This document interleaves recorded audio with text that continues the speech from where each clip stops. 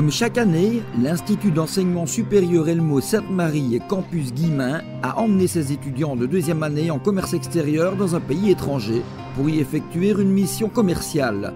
À quelques jours de l'équinoxe de printemps 2016, c'est à Prague que se sont rendues environ 200 personnes, enseignants compris.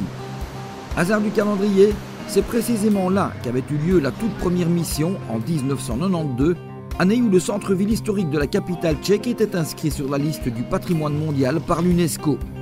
De quoi mesurer l'évolution des choses au cours de 3 décennies, tant au niveau du travail des étudiants que de la situation sur le terrain et du contact avec les entreprises. Si les étudiants continuent, comme ils l'ont toujours fait, de donner le meilleur d'eux-mêmes, le terrain a évolué. Exemple, à Prague, on constate désormais la pratique de la langue anglaise, ce qui n'était pas le cas auparavant. La mission en elle-même a aussi pas mal évolué, avec notamment la remarquable exposition organisée le mercredi après-midi.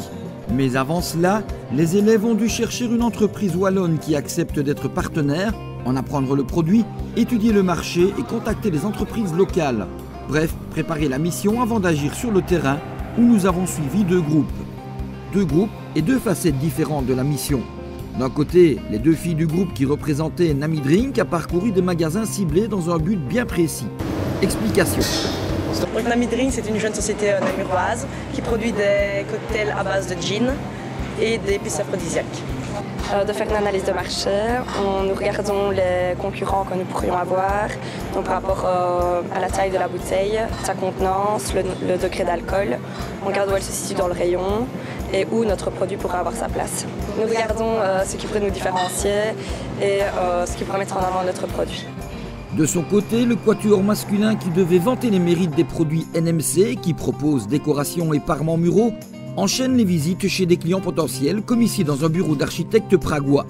Une entrevue qui a permis de rencontrer ces professionnels qui connaissaient déjà les produits d'Einaten, mais qui étaient intéressés de découvrir les dernières nouveautés proposées. Une rencontre qui ne devrait donc pas rester sans suite. Dans les 2 cas, les étudiants sont ainsi confrontés aux réalités du terrain et apprennent énormément de leur futur métier. Au terme de ces journées de travail concret, des réunions sont tenues avec les enseignants en guise de débriefing. L'occasion de passer en revue les actions des élèves, d'en tirer des conclusions, de peaufiner les rendez-vous à venir, le cas échéant de rectifier le tir.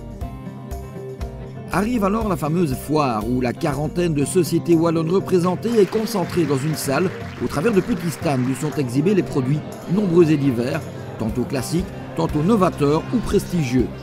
Chaque groupe d'étudiants s'affaire à mettre son stand en place, à le rendre attractif, afin de recevoir les clients potentiels qu'ils ont invités au préalable lors de leur visite. Preuve du sérieux et de la crédibilité accordée à ces déplacements, plusieurs représentants de notre pays sont généralement présents, comme cette année avec Madame Gustin, ambassadeur, Monsieur Schmitz, attaché commercial à l'ambassade, et 2 représentants de la WEX, agence wallonne à l'exportation et aux investissements à l'étranger, partenaire de la mission Elmo Sainte-Marie, Madame Buren et Monsieur Ravenel.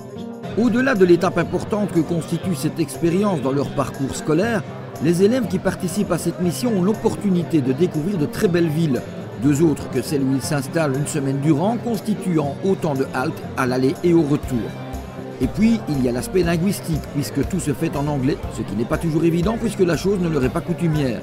Enfin, l'aspect social joue également un rôle majeur, puisque tous ces élèves qui ne se connaissent pas nécessairement vivent, travaillent, mangent et sortent ensemble durant toute une semaine sans interruption.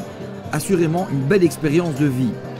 Au final, plus qu'appréciée, cette mission est inoubliable, comme nous l'a confié un ancien élève d'Elmo qui travaille désormais à Prague, venu rendre une petite visite à ses anciens enseignants et qui vantait les mérites de son expérience personnelle, un brin de nostalgie et d'émotion dans la voix.